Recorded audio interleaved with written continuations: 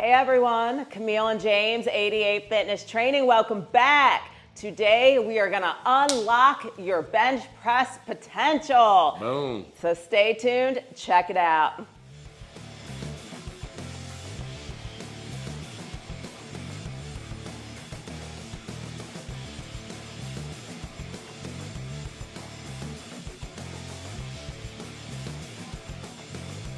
If you've been doing barbell bench press for a while, you are bound to hit a plateau or a sticking point at some point.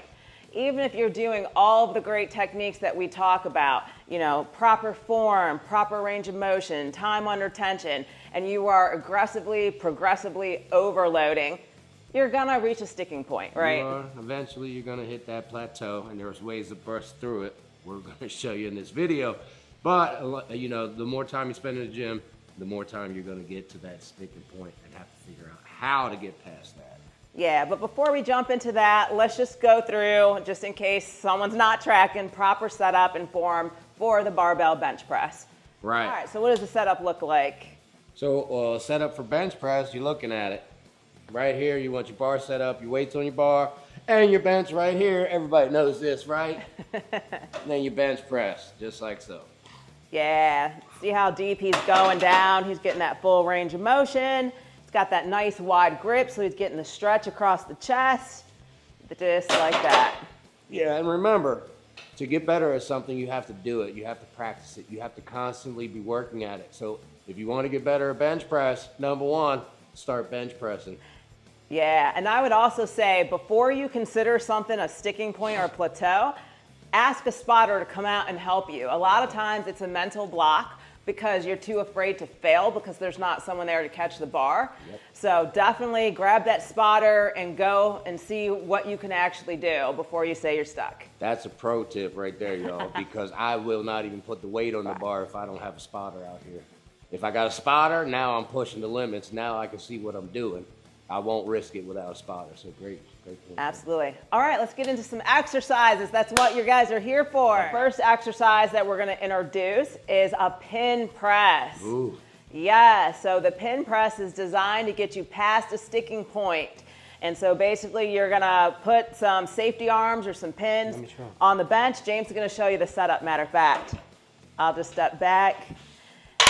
And the pin press is really good because it lets you help with an explosive concentric phase of the lift, the lifting portion. So a lot of times you can overload the weight in a way that you couldn't with a traditional bench press.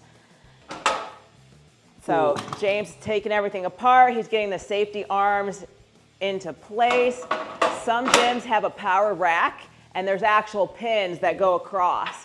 And so that's why it's called the pin press. It's a lot easier with the pins. Yeah. Again, for the purposes of this video, we're really just going to be focused on the upper portion, the lockout portion of the bench press. Right, so there's a couple common sticking points on the bench press. One is at the top where your triceps take over for the lockout. That is one sticking point, and the pin press is designed specifically to get you past that sticking point, right? All right, so James is going to show you how to do a couple of these. Watch your head. All right, so you're on the bar, and all you're going to do is press them up, lock out, and squeeze those triceps. Right. You can do a lot more weight on the Yes. pin press than you can full range of motion. So it's designed to overload your muscle. If you can bench 200 pounds, you can pin press 400 pounds. So it's designed to get you past that sticking point at the top of your bench press. Yeah, definitely work up gradually though, y'all. Don't just go put 400 pounds on there. Yes, walk up gradually, and if you've never done it, walk yourself up gradually.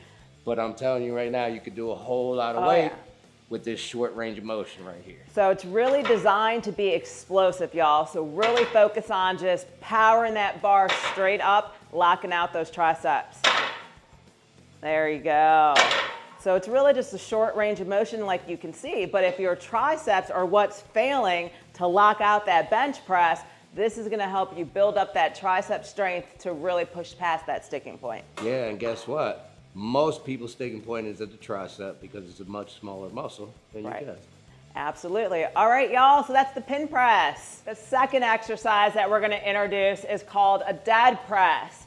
So it's very, very similar to the pin press. In fact, sometimes people use those terms interchangeably.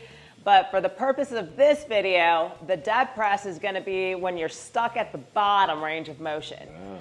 So in this case, James is gonna redo the setup to where the bar is just above his chest, right? So we've all been in this position, right? Like, you're all eager to press that weight and you get to the bottom, you're like, oh no. Like you can't move the barbell. So in this case, this is gonna help you build that explosive strength at the bottom part of the range of motion, which for me, when I think about it, it's almost like placing the pecs in more of a secondary muscle mover role in a way, and your shoulders and other elements are coming in to help control and stabilize yourself as you try to push that bar up. So James reconfigured the setup for you guys. Yep. We're all set up, so you want to put the bars right above your chest, not even an inch if you can get it that low. And then you're going to go to a dead stop at the bottom, rest the bar on the bar, like so. I like to release my hands at the bottom too, to say I'm definitely dead stop. Yep, hence dead stop. Dead stop, press. Dead stop. Press. This one's really challenging, y'all. You definitely want to incrementally work your way up to wherever that sticking point weight is. You're not going to want to put a whole lot of weight on there, or you're not going to be able to get it up. Yeah, and if you've never done this, you're going to have to lighten your weight up. It's a dead stop, so no momentum, no nothing. All you got is your muscles to push that weight up.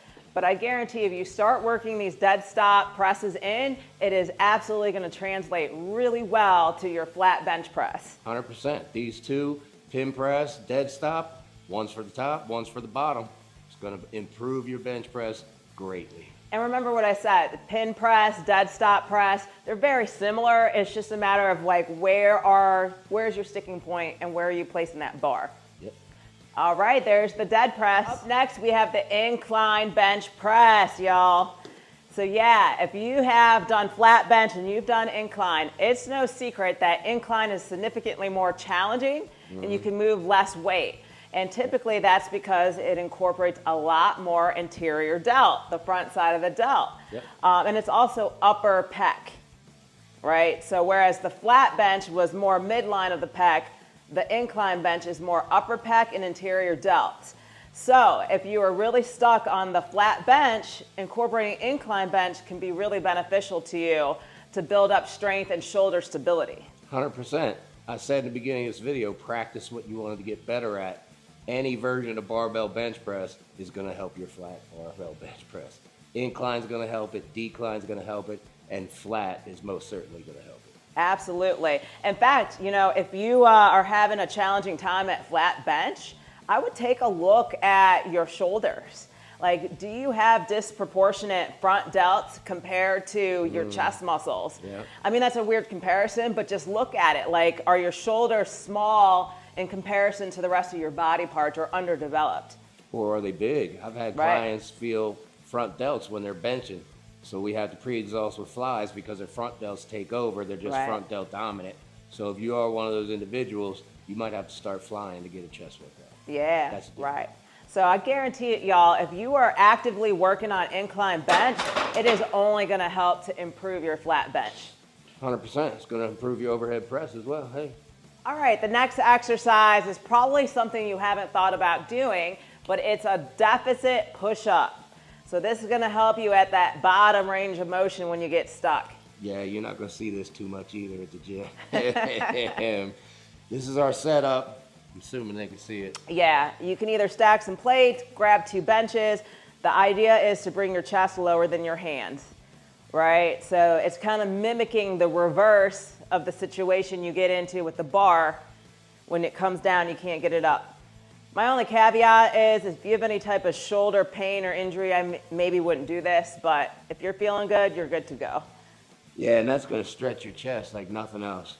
That's the whole point of this exercise is deficit, meaning you go further past your range of motion, get a bigger stretch on that chest.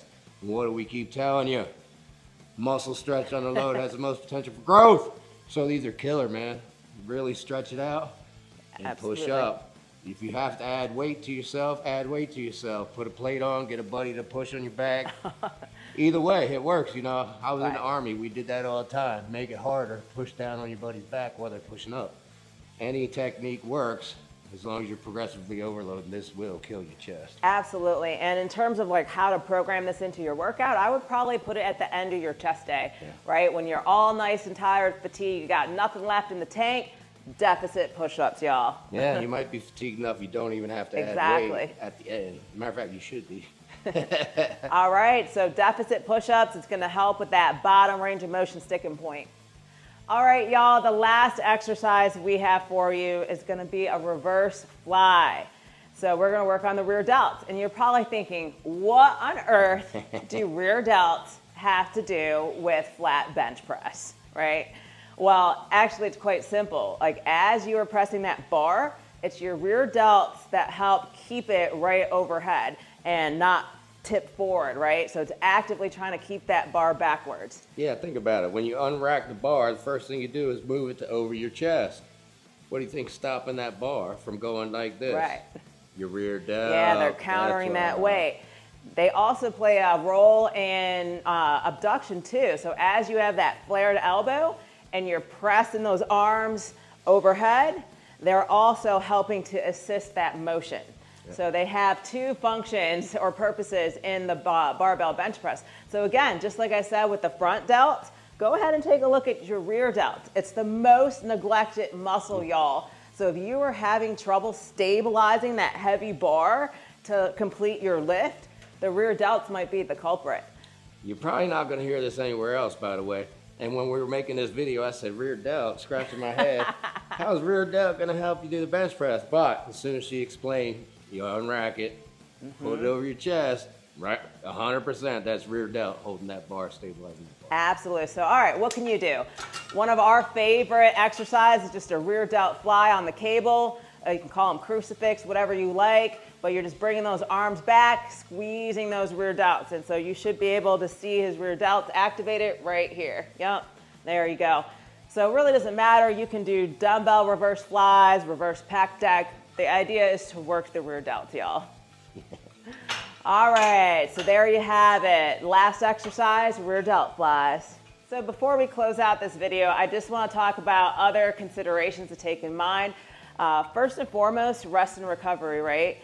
So I would say before you kind of say that you're stuck with your bench, maybe take 4 or 5 days off completely from lifting and then come into the gym and hit the bench press, right? And see if you're truly stuck. Yeah, maybe more than 4 or 5 days. You got Mike Menser, you got winning strength, you got plenty of people telling you if you're not recovering, you're not getting stronger, you're not making gains, and that might be your #1 problem, keeping you from getting past that plateau is not enough rest. Yeah, and then the second thing is just think about where it's at in your split too. So like if I went and I trained shoulders really hard and they are sore, and then the next day I'm like, all right, it's chest day. Well, come on, we just talked about how much the anterior delts and rear delts play a role in your bench. So you're not gonna do really well, right? You're not gonna be able to push past that plateau. Listen, y'all, if you got shoulders after chest day, somebody messed your split up. Yeah, so definitely look at the rest and recovery, look at your training split, and then if you're truly stuck, then all right, try working these techniques into your split. So I hope you've enjoyed this video. We took you through several exercises, right? We had the pin press, which was really perfect for that lockout power, you know, at the top part. After that, we did the dead press. Yep. Dead press was really great for the bottom sticking point. From there, we took you to incline bench. So that was working on some of that upper pec strength, that interior delt strength. Really good, real good translation back to flat bench. 100%. And then from there, we showed you something no one else is really gonna show you, the deficit push-up in terms of that lower sticking point. Yeah, all of these exercises are great. They're going to help you bust through that plateau, but we started with the best two, and they are by far better than anything else you're going to do to bust a plateau on your bench press. The pin press at the top, the lockout for your tricep, and the dead press from the bottom, getting those chest, shoulders, everything firing at the bottom of the range of motion. And then the last thing we showed you, which you definitely probably haven't heard anywhere else, watch those rear delts, y'all. If you're not training rear delts, that could be why you're not able to really stabilize a heavy load and get all the way through the range of motion. That's right, but we're 88ers. We don't neglect those rear delts, No, right? we don't. Of course we don't. So I hope you've enjoyed this video. For more like it, definitely check out our chest playlist and catch us every Sunday live at 12 Eastern. It's your opportunity to ask us any questions that you have because we're here for you. All right, y'all, Camille and James, 88 Fitness Training. Get that bench on!